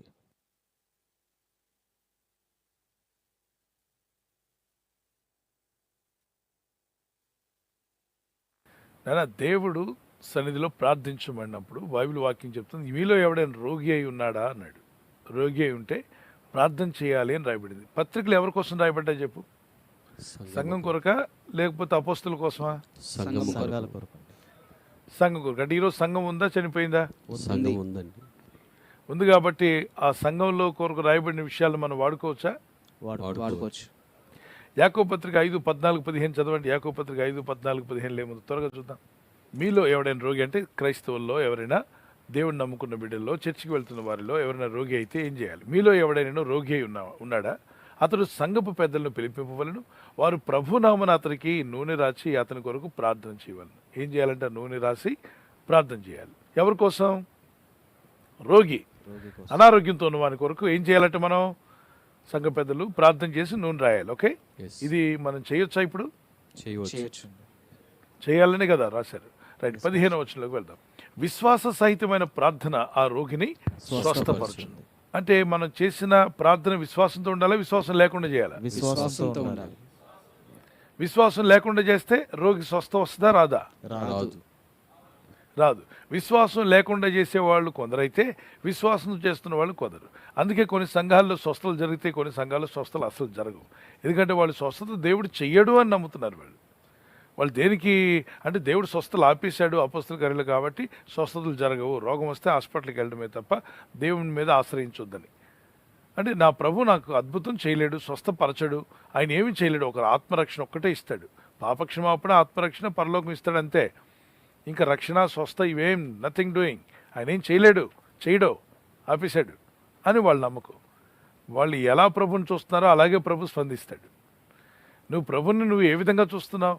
నా ప్రభు నా అంతటికి నా రక్షకుడు, ఆయన నా ప్రభు అద్భుతకరుడు, ఆలోచనకర్త, నిత్యుడకు తండ్రి, బలవంతుడకు దేవుడు, సమాధానకర్త, ఆయన భుజాల మీద భారం మోసేటువంటి వాడు, జెహోవా నిస్సి, జెహోవా జార్, జెహోవా రాఫా, ఆయన నన్ను స్వస్థపరచువాడని, నా దేవునికి అసాధ్యమైనందుకు ఏది లేదని నువ్వు నమ్మగలిగితే దేవుడు నీ జీవితంలో కార్యాలు చేస్తాడు, స్వస్థపరుస్తాడు, బాగు చేస్తాడు. ఇప్పటికీ ఎన్ని వేల లక్షల కోట్ల సాక్ష్యాలు ప్రపంచవ్యాప్తంగా ఉన్నాయి స్వస్థపడిన వారు రక్షణలోకి రావడం. డేవిడ్ యాంగిచో అని 6 లక్షల మంది సంఘానికి, సుమారు 7 లక్షల మంది సంఘానికి కాపరిగా ఉన్నటువంటి డేవిడ్ యాంగిచో గారు ఈ మధ్య నిద్రించారు. ఆయన 17 ఏళ్ల వయసులో రక్తం కక్కుతూ చనిపోతున్న పరిస్థితిలో ఒక కుమార్తె బైబిల్ ఇస్తే ఆ బైబిల్ పట్టుకుని చదవగా ఆ రోగము పోయింది. ఆ రోజు రక్తం కక్కడం ఆగిపోయింది, స్వస్థపడ్డాడు. బౌద్ధ మతానికి చెందినవాడు, బౌద్ధుడు. అటువంటి బౌద్ధ మతానికి చెందిన ఈ వ్యక్తి యేసు ప్రభుని నమ్ముకుంటాడు. ఎందుకంటే రక్తం కక్కడం ఆగిపోయిందని. ఇదిగో చూస్తున్నారు మీరు స్క్రీన్లో. 17 ఇయర్స్ అప్పుడు చనిపోవాల్సిన ఈ వ్యక్తి 7 లక్షల మంది సంఘాలకు కాపరిగా మారాడు. ఆయన మన హైదరాబాద్ కూడా రావడం జరిగింది. ఓకే, ఈ దైవ సేవకుడు మరి అనేక వేల లక్షల మంది, కోట్ల మందికి ఇన్స్పిరేషన్గా ఉన్నాడు. వారు చెప్పిన సాక్ష్యం కానీ ప్రార్థనలు కానీ. వారి సంఘాల్లో కూడా అనేక మంది స్వస్థపడ్డారు. 17 ఏళ్ళకు చనిపోవాల్సిన వ్యక్తి 80 ఏళ్ళ వరకు బతికే ఉన్నాడు ఆయన. ఓకే, మరి యేసుప్రభు వారు స్వస్థపరచకపోతే ఆయన అంత సేవ చేసిండేవాడా, అన్ని సంఘాలు స్థాపించేవాడా సౌత్ కొరియాలో? దేవుడు స్వస్థపరుస్తున్నాడు. అయితే కొందరు నమ్మట్ల. అయితే వీళ్ళలో కొంతమంది ఏంటంటే స్వస్థపరుస్తున్నాడా, అయితే పొట్టివాడిని పొడవు చేయమనండి నేను చూస్తా. ఇదంతా మూర్ఖపు బ్యాచ్ ఒకటి ఉంది. ఈ మూర్ఖపు బ్యాచ్ ఏంటంటే నేను మీ దగ్గర కుంటికాల్లో తీసుకొస్తాను, కాలు ఇమ్మనండి అంటే వీళ్ళు నాస్తికులను మించిపోయినటువంటి దౌర్భాగ్యులు అనమాట. మన క్రైస్తవుల్లోనే క్రైస్తవ నాస్తికుల కన్నా దౌర్భాగ్యులు కొందరు ఉన్నారు. వాళ్ళని క్రైస్తవ తాలిమన్లు అనాలో నాస్తికులు అనాలో తెలియదు. వీళ్ళు ప్రతిదానికి విర్రవీగుతుంటారు. అది అవ్వదు, ఇది అవ్వదు. వాడికి జ్వరం వచ్చి అడ్డం పెట్టాడు అనుకోండి, మళ్ళీ సంఘంతో చెప్తాడు కొంచెం ప్రార్థన చేయండి. హాస్పిటల్కి వెళ్ళి వీడు పోతాడని చెప్పాడు అనుకోండి, డాక్టరు సంఘం అంతటికి ఫోన్ చేయించామా, కొంచెం అందరూ కలిసి ప్రార్థన చేయండి. అప్పుడు దాకా నువ్వు స్వస్థత లేవన్నావుగా, బాగుపడమని చెప్పావుగా, మళ్ళీ ఇప్పుడేంటి ప్రార్థన చేయమంటావు? అప్పుడు మేమంతా చేయాలి, నువ్వు త్వరగా పోదుగా కానీ చేయాలి మేము. లేవని చెప్పినాడు నువ్వే కదా, ఇప్పుడు మళ్ళీ ప్రార్థన చేయమని అందరిని అడుగుతున్నావు అంటే నీకు ఎక్కడో ఉంది ప్రార్థన చేస్తే ఏదో దేవుడు కార్యం చేస్తాడని. నాకే ఫోన్ చేసిన సేవకులు చాలామంది జీవితకాలం అంతా, ఆయన సేవకాలం అంతా కూడా స్వస్థత లేవని చెప్పిన ఆయన పోయే టైంలో ఆయన భార్య బిడ్డలందరూ కలిసి ఫోన్ చేయించి ఆయనకు ఫోన్ ఇస్తే, బ్రదర్ కొంచెం ప్రార్థన చేయండి అంటే, మీరు స్వస్థతలు నమ్మరు కదండి అని అడిగా. అప్పుడు మా సమస్త వాళ్ళు అలా చెప్పేవారండి, నేను అలా చెప్పేవాడిని అండి, కానీ నేను నమ్ముతున్నాను సార్, చాలామంది స్వస్థపడ్డారు ప్రార్థనలో, కొంచెం నా కోసం ప్రార్థన చేయండి ఆయన నన్ను కుటుంబం అంతా కూడా కలిసి ఫోన్ చేస్తే ప్రార్థన చేశాం. దేవా కనికరించమని ప్రార్థన చేశాం. ఆ సేవకుడు బాగుపడ్డాడు. స్వస్థపడ్డాక చర్చిలోకి వచ్చి చెప్పింది ఏంటో తెలుసా, పిల్లరా ఇన్నాళ్ళు నేను స్వస్థత లేవని చెప్పాను, నన్ను పొరపాటు అయిపోయింది, క్షమించండి. చంపలేసుకోవడం లేవు మరి బైబిల్, ఆయన కూడా చంపలేసుకున్నాడు. క్షమించండి, మీకు ప్రభు చేయడం చెప్పాను, కానీ అందరూ మీరు చేసిన ప్రార్థనలు, దైవజనులు చేసిన ప్రార్థనలు నన్ను స్వస్థపరిచి తీసుకొచ్చాయి. మరి స్వస్థతలు ఆగిపోయాయని చెప్పావు కదా నువ్వు, మరి ఇప్పుడు ఎలా స్టార్ట్ అయిపోయాయి అంటే నీ దాకా వస్తే స్టార్ట్ అవుద్ది అనమాట, నీ దాకా రాకపోతే స్టార్ట్ కాదు. ఇలా విర్రవీగే వాళ్ళు చాలామంది ఉన్నారు నాన్న. అయితే దేవుడు అద్భుత ఆశ్చర్యకార్యాలు ఎక్కడ చేయాలో, ఎప్పుడు చేయాలో ఆయన చేతుల్లో ఉంది, ఏ సేవకుడి చేతిలో లేదు. ఇప్పుడు మిరకలు జరగాలన్నా ఆయనే చేయాలి, అద్భుతం జరగాలన్నా త్వరగా చెప్పండి ఆయనే చేయాలి. ఆశ్చర్య అద్భుత కార్యములు జరిగించేవాడు ఆయనే, వరాలు ఇచ్చేవాడు ఆయనే, ఆ వరాల ద్వారా కార్యసిద్ధి కలిగజేయవాడు ఆయనే. సో ఎలీషా అంటాడు కదా, చనిపోయిన వాడిని తిరిగి లేపిన ఎలీషా అంటాడు, ఆమె ఎందుకు పరిగెత్తుకొస్తుందో దేవుడు నాకు మరుగుపరిచాడు, నాకు చెప్పలేదన్నాడు. అంటే దేవుడు కొన్ని విషయాలు చెప్పడా? అక్కడ ఎలీషా అంటాడు, రెండంతల ఆత్మ అభిషేకం పొందిన ఎలీషా పనివాడితో అంటాడు, గెహజీ నువ్వు వెళ్ళు త్వరగా అక్కడున్న పనివాడితో ఆమెను ఇల్లు కనుక్కో, అసలు ఎందుకు పరిగెత్తుకొస్తుందో ఏడుస్తూ. ఆ విషయం యెహోవా నాకు మరుగు చేశాడు, నాకు చెప్పలేదు అన్నాడు. 4వ అధ్యాయం 27 వచ్చిన మీ తర్వాత చదువుకోవచ్చు. ఆ తర్వాత ఎలీషా అంటాడు, ప్రార్థన చేసినప్పుడు ఆ తర్వాత ప్రభావ బాగు చేయమని వేడుకుంటాడు. సో దేవుడు నిన్న నేడు నిరంతరం ఏకరీతిగా ఉన్నాడు నా ప్రభు అని నమ్మిన వాళ్ళు దేవునికి స్తోత్రం చెప్పండి. హల్లెలూయా. హెబ్రీ పత్రిక 13వ అధ్యాయం 8వ వచనంలో అయితే ఈరోజు కార్యసిద్ధి జరిగించేవాడు ఆయనే కాబట్టి మిరకల్స్ అయినా అద్భుతాలని దేవుని మీద ముందు పెట్టి ప్రార్థన చేయండి అంతే. దేవా నీ చిత్తమైతే నీవు కనికరించి దయ చూపి వీటిని బాగు చేయమని ప్రార్థన చేయొచ్చు. దేవుడు బాగు చేసిన ఎన్నో సంఘటనలు ఉన్నాయి. ఒకవేళ ప్రభు నందు నిద్రించాడు అనుకోండి, ఆ బిడ్డ ప్రభు ఎందుకే కదా వెళ్తాడు. అతను ప్రభు నందు ఉన్నవాడైతే సేవా పరిచర్యలు అన్నీ జరుగుతూనే ఉండాలి, ఏది ఆగొద్దు, ముందుకు సాగండి. గాడ్ బ్లెస్ యు నాన్న. Praise the lord.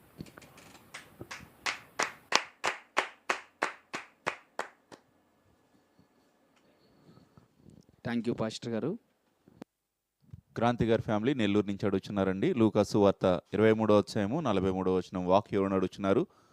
పరలోకానికి పరదేశికి ఉన్న తేడా ఏంటని సందేహం అడుగుతున్నారండి. గమనించండి, పరలోకానికి పరదేశుకున్న తేడా. పరలోకం తండ్రి అనే దేవుడు నివసిస్తున్న స్థలము, అద్భుతమైనటువంటి దేవుని మహిమతో నింపబడినటువంటి స్థలం అది. అక్కడ దేవుడు తన దూతలు అందరూ కూడా ఉన్నారు, తండ్రి అయిన దేవుడు. ఓకే, మరి పరదేశంలో ఎవరున్నారు? ఇది ఒక వేరే స్థలం. ఇది కూడా ప్యారడైస్, దేవుడు ఏర్పాటు చేసిన రెస్ట్ ప్లేస్. అనండి ఒకసారి, రెస్ట్ ప్లేస్. ఇక్కడ మనకంటే ముందుగా మరణించినటువంటి పరిశుద్ధులందరూ ఆత్మలు ఒకప్పుడు పరదేశం కింద ఉండేది. దాన్ని ప్రభు చెరగా పట్టుకెళ్ళాడు.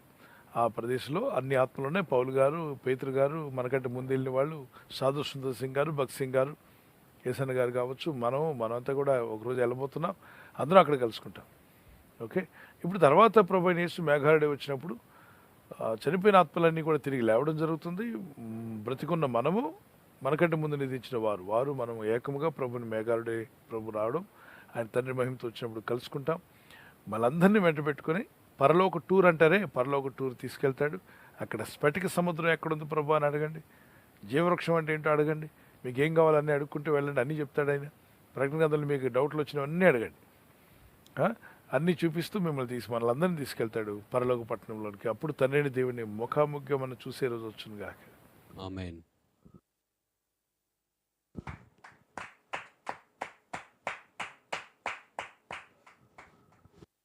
థ్యాంక్ యూ పాస్టర్ గారు. తర్వాత ప్రశ్న రవి గారి ఫ్యామిలీ విశాఖపట్నం నుండి ప్రశ్న అడుగుతున్నారు. పాస్టర్ గారు చర్చికి వస్తున్నప్పుడు స్త్రీలు కానీ పురుషులు కానీ బ్లాక్ డ్రెస్ ధరించుకొని రావచ్చా?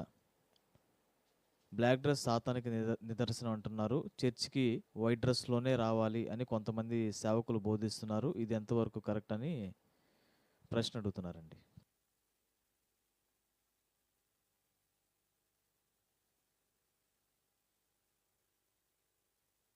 వైట్ డ్రెస్సులు, బ్లాక్ డ్రెస్సుల్లోనే సమస్తం ఉందని అనుకోవద్దు.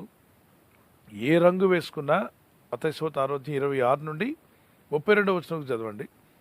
పువ్వులన్నిటికి కూడా రకరకాల రంగులు ఇస్తున్నాడు దేవుడు. అదేవిధంగా మీకు కూడా వివిధమైన వస్త్రములు ధరింపజేయలేడా అని చెప్పినట్టు రంగులన్నీ ఇచ్చింది దేవుడే. కాబట్టి ఇప్పుడు నెత్తి మీద వైటు, ముఖం మీద వైటు, కనుబొమ్మలు వైటు, అంతా కూడా వైట్గా పుట్టారనుకోండి పిల్లలందరూ కూడా చిన్నప్పటి నుండే ఎలా ఉంటుంది?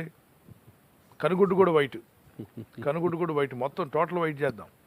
పళ్ళు వైట్గా ఉన్నట్టుగా కనుగుడ్డు వైటు, కనుబొమ్మలు వైటు, నెత్తి మీద వైటు. అలా అయినప్పుడు మీరేమంటారు? అది వృద్ధాప్యానికి సూచన కదా. మరి ఈ రోజుల్లో మనం తినేటువంటి ఆహారంలోనే చాలా లోపాలు ఉన్నాయి. అనేక రకాల మందులు కొట్టి మరి పెస్టిసైడ్స్ కొట్టినటువంటి కూరగాయలు తింటున్నాం. బయటికి వెళ్ళినప్పుడు వాళ్ళు ఏం వండుతాడు, ఏ ఆయిల్తో వండుతాడో మాకు తెలియదు. కొన్నిసార్లు హోటల్ భోజనాలు కూడా పెడుతుంటారు. రకరకాల ఆహారాలు తింటూ ఉంటారు. వాటి యొక్క ఎఫెక్ట్ మానవ దేహం మీద పడుతుందిగా. చిన్న వయసులోనే తలంతా నెరిసిపోయిన వాళ్ళు ఎంతోమంది ఉన్నారు. పెళ్లి కాకముందు నెరిసిపోయిన వాళ్ళు, మధ్య వయసులోనే పూర్తిగా నడిచిపోతున్న వాళ్ళు ఉంటారు. సో వీళ్ళు డ్యూటీలకి, ఉద్యోగాలకి, అనేక స్థలాలకు వెళ్తూ ఉంటారు. నువ్వు అలాగే ఉండాలి అని చెప్పడానికి లేదు. అలాగే నువ్వు వైట్ డ్రెస్ వేసుకుంటేనే అవుతుంది. మరి డ్యూటీకి వెళ్తున్నప్పుడు ఏ డ్రెస్ అయినా వేసుకోవచ్చా? వేసుకుంటున్నారు కదా. అయితే ఇక్కడ దైవ సేవకుడు ఒక యూనిఫామ్గా పెట్టి ఉంటాడు. యూనిఫామ్ అంటే చర్చ్ అంతా కూడా వైట్ డ్రెస్తో వద్దామని అంటాడు. ఆయన చెప్పిన ఆలోచన మంచిదే కదా, తీసుకోండి. ఒక యూనిఫామ్ అందరూ స్కూల్కి వెళ్తున్నప్పుడు ఒక యూనిఫామ్గా వెళ్తుంటారుగా, అలాగే ఆయన చర్చిలో అందరూ వైట్ డ్రెస్సులతో రండి అని చెప్పుంటారు, తప్పేం కాదుగా. ఆదివారానికి ఒక డ్రెస్ పెట్టుకోండి, తలస్నానం చేసో మరి మంచిగా రెడీ అయ్యి డ్రెస్సులు వేసుకుని వెళ్ళండి, సంతోషమే కదా, దానిలో తప్పేం లేదుగా. లేదండి మేము నల్ల డ్రెస్ వేసుకుని వెళ్తామండి అన్నారనుకోండి, పాస్టర్ గారు మొట్టమొదటిగా రక్షణలోకి రానివాడు ఏ డ్రెస్తో అయినా రావచ్చు మందిరాల్లోకి. అయితే బ్లాక్ డ్రెస్ వేసుకున్నా వైట్ డ్రెస్ వేసుకున్నా నీ అంతరాత్మ ఎలా ఉంది, నీ హృదయం ఎలా ఉందో దేవుడు మొట్టమొదటిగా చూస్తాడు, మన దేహం కప్పుకున్నాం లేదు చూస్తాడు. ఓకే, అయితే దైవ సేవకుడు ఒక మంచి ఆలోచన చెప్తే మంచిదే కదా, అదే కష్టమేం కాదుగా, వేసుకుని వెళ్ళండి. లేదు నాకు వేరే కలర్ వేసుకోవాలి ఉంది, ఓకే చెప్పండి పాస్టర్ గారికి, అయ్యా నాకు ఈ కలర్తోనే వస్తాను, నన్ను అభ్యంతరపరచొద్దు అని చెప్పానండి, నో ప్రాబ్లం. నిజమైన దైవ సేవకులు ఎవరు కూడా అభ్యంతరపరచరు. మీరు ఏ రంగుతో వచ్చినా మీరు దేవుని ప్రార్థించడం, ప్రభునందు విశ్వాసం కలిగి ఉండడం, దేవుని పరిచర్యలో పాల్గొనడం, దేవుని చిత్తం చేయడమే మాకు కావాలి. God bless you.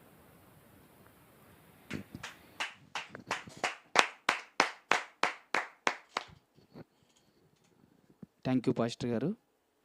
తర్వాత ప్రశ్న బ్రదర్ విజయ్ గారి ఫ్యామిలీ బాపట్ల నుంచి ఈ విధంగా ప్రశ్న అడుగుతున్నారు పాస్టర్ గారు. సేవకుల మీద నెగిటివ్గా కామెంట్ చేసి దూషించిన వారికి ఎటువంటి తీర్పు ఉంటుందని ఈ విధంగా ప్రశ్న అడుగుతున్నారు పాస్టర్ గారు.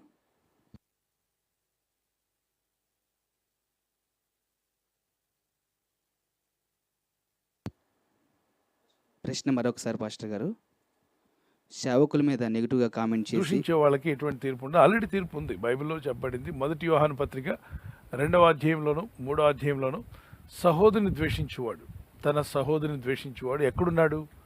ద్వేషించే ప్రతి విశ్వాసి కానీ, సేవకుడు కానీ, మరొకరు కానీ. అలాగే గలతీ 5:26 కూడా చదువుదాం, ముందు ఇక్కడ చదువుదాం, దీని తర్వాత మరొక వచనం కూడా చదవాలి. 2 వచనాలు ఉంటాయి 3వ అధ్యాయంలో కూడా. తన సహోదరుని ద్వేషించేవాడు చీకట్లో ఉండి చీకట్లో నడుచున్నాడు. బాగా అర్థం చేసుకోండి, తన సహోదరుని. ఎవరు మన సహోదరులు? అమెరికాలో ఉన్నా, జపాన్లో ఉన్నా, మరి కెనడా దేశంలో ఉన్నా, మన దేశంలో ఉన్నప్పటికీ కూడా, మన సంఘం కాకపోవచ్చు, మన డినామినేషన్ కాకపోవచ్చు, ఏ సంస్థకి ఏ ఫెలోషిప్కి చెందిన వారు ప్రభువైన యేసునందు విశ్వాసం ఉంచారు, యేసు ప్రభు వారి యొక్క రక్తంలో కడగబడ్డారు. మనం ఏ రక్తం ఆశ్రయించాం? యేసు రక్తం. మనకు తండ్రి ఎవరు? ఆయనే, పరలోకమందున తండ్రి. ఒకే ప్రభు, ఒకే ఆత్మ, ఒకే తండ్రి అని దేవుడు, ఒకే బాప్తిసం, ఒకే దేవుని వాక్య గ్రంథము, పరిశుద్ధ గ్రంథము. అప్పుడు మనంతా ఒకే రక్త సముద్రం కదా. ఇప్పుడు మన సహోదరులమేగా. సహోదరుని ద్వేషించేవాడు ఎక్కడున్నాడట? చీకట్లో ఉన్నాడు. సహోదరుని ద్వేషించేవాడు చీకట్లో ఉన్నాడు, చీకట్లో నడుచుచున్నాడు. వాళ్ళ నడకే చీకట్లో నడుస్తుంది, వాళ్ళ ఆత్మీయ జీవితం. చీకటి అతని కన్నులకు ఏం కలుగు చేసింది? గుడ్డితనము. అంటే గుడ్డోడికి ఏం అర్థం కాదు. అంటే గుడ్డివాడైనప్పుడు ఆ కళ్ళు గుడ్డివిగా కనిపిస్తున్నాయి. అతను కళ్ళు తెరిచే ఉన్నాడు, కానీ అసూయతో కళ్ళు నిండిపోయాయి, ఈర్ష్యతో. కాబట్టి ఎవరినైనా ఎంతటి వారినైనా దూషిస్తాడు. ఎందుకని? అతను ఎదుటిగా నిలబడి ఎవరిని దూషిస్తున్నాడు? అతను ఎవరు? అతని ఆత్మీయ స్థితి ఏంటి? వారు భక్తులా కాదా, దేవుని సేవకులా కాదా, విశ్వాసులా? అర్థం చేసుకోండి. ఎందుకంటే సహోదరుని ద్వేషించడం ప్రారంభించాడు. ద్వేషించిన ప్రతి ఒక్కడి కన్నులకు గుడ్డితనం కలుగజేయను గనుక తాను ఎక్కడికి పోవచ్చున్నాడో అతనికి తెలియదు. ఎలాంటి వీడియోలు పెడుతున్నారో, ఎలా దూషిస్తారో, వాళ్ళు ఎడిపోతారో వాళ్ళకే తెలియదు. మనం చిన్నతనంలో చూస్తుంటామమ్మా, బస్ స్టాండ్లో, రైల్వే స్టేషన్లో మెంటలోని చూసిన వాళ్ళు చేయొద్దండి. మెంటలోని చూడలేదా? ఏం చేస్తారు మెంటలో? చక్కగా మనతో పాటు కూర్చుంటారా? లేదు.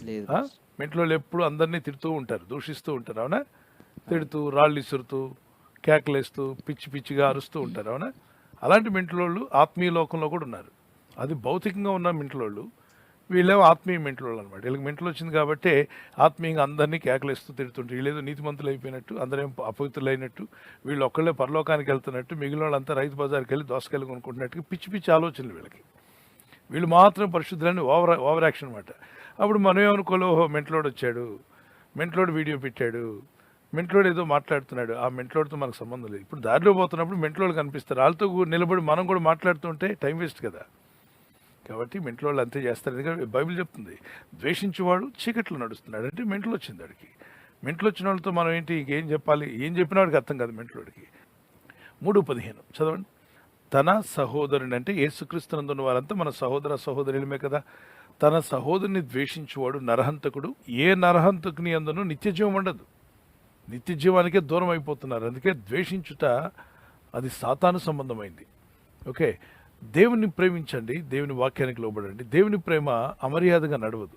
అమర్యాదగా మాట్లాడడం, అమర్యాదకరమైన పనులు చేస్తూ అమర్యాదగా ఉన్నారు అంటే దేవుని ప్రేమ వాళ్ళు లేనట్టే. గలతీ 5:26 చదవండి. ఒకరినొకరము వివాదమునకు రేపకయు, ఒకరి యందు ఒకరము అసూయ పడకయు, వృధాగా అతిశయపడకయు ఉందము. ఒకరినొకరం అన్నాడు అంటే క్రీస్తులో, క్రైస్తవుల్లో, సంఘాల్లో ఒకరినొకరము వివాదమునకు రేపకయు. వివాదానికి రేపొద్దు. ఇప్పుడు పౌలు గారికి, పేతురు గారికి కూడా ఒక వివాదం వచ్చింది. అయితే వాళ్ళు ఈ మూర్ఖుల్లాగా మాట్లాడలేదు, కానీ పేతురు గారిని పౌలు అడుగుతున్నారు, అక్కడ యూదులు రాగానే నువ్వు ఎందుకు లేచావు? మనం పక్షపాతం చూపించవచ్చా? కాదు కదండి, మనం దేవుని సేవకులం కదా, మనకు పక్షపాతం చూపించకూడదు కదా. అన్ని జనులతో కూర్చొని భోంచేస్తున్నావు.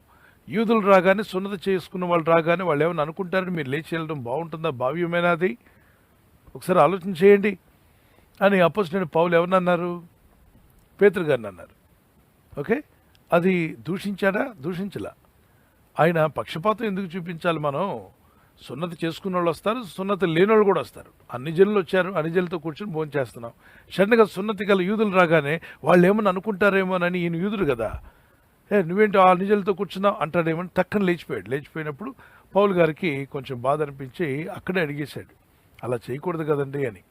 ముఖాముగ్గా ఇంటికి వెళ్ళి లెటర్ రాయిలా, పేతురు నమ్మొద్దు, పేతురు తప్పు బోధకుడు, పక్షపాత కలిగిన వాడు, అన్యజనులతో కూర్చొని యూదులు రాగా లేచిపోయాడు, సున్నతి గలవారి వెంటే తిరుగుతున్నాడు, పేతురు ఈ మధ్య ఆత్మీయులను పోగొట్టుకున్నాడు, ఆత్మీయులను పడిపోయాడు, మొదట్లో బాగుండేవాడు.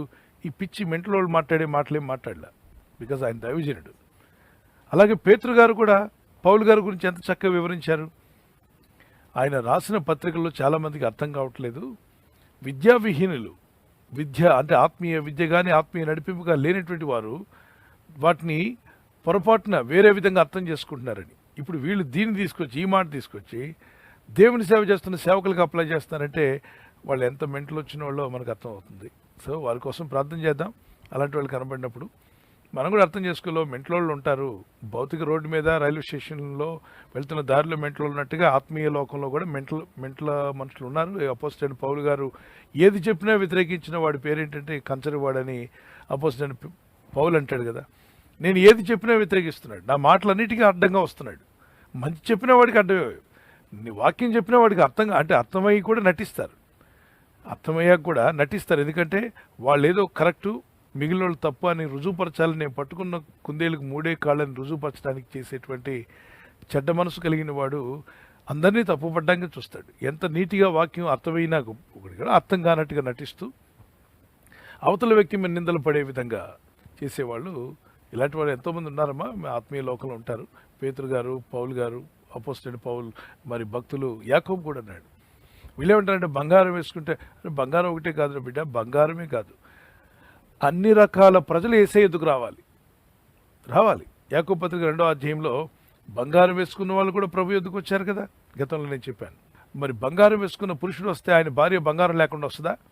పురుషుడు బంగారం వేసుకుని వస్తే ఆయన భార్య బంగారం పెట్టుకునే వస్తుంది. వాళ్ళిద్దరు ధనవంతులు, వాళ్ళకి ఏదో డబ్బు ఉంది, వేసుకున్నారు. రానివ్వు, వాళ్ళు ప్రార్థనలో వస్తున్న యేసయ్య కోసం వస్తున్నారు. బీదవాడు ఏమీ లేకుండా వచ్చాడు, వాడిని కూడా రానివ్వు. కొంతమంది ఉండి తీసేసి వచ్చారు, సంతోషం. వారు దేవునికి ప్రాధాన్యత ఇచ్చారా? ఇంకా దేవుని స్తుతిస్తున్నారా? ఈ బాహ్యమైన వాటికంటే కూడా దేవుని మీద ఎక్కువ ఆధారపడి, yes I want to depend on God, ఈ వీటి వల్ల నాకు వచ్చేది ఏం లేదు అనుకున్నారు. దేవునికి స్తోత్రం. వారు దేవుల్లో ఉంటారు. ఉండి తీసేశారు. కొందరు పెట్టుకొని వస్తున్నారు, కొందరు పెట్టుకోకుండా వస్తున్నారు. ఎలా వచ్చినా యేసయ్య యొద్దకు అందరూ రావాలి, అందరూ ప్రార్థించాలి, అందరూ దేవుని కనపరచాలి. God bless you.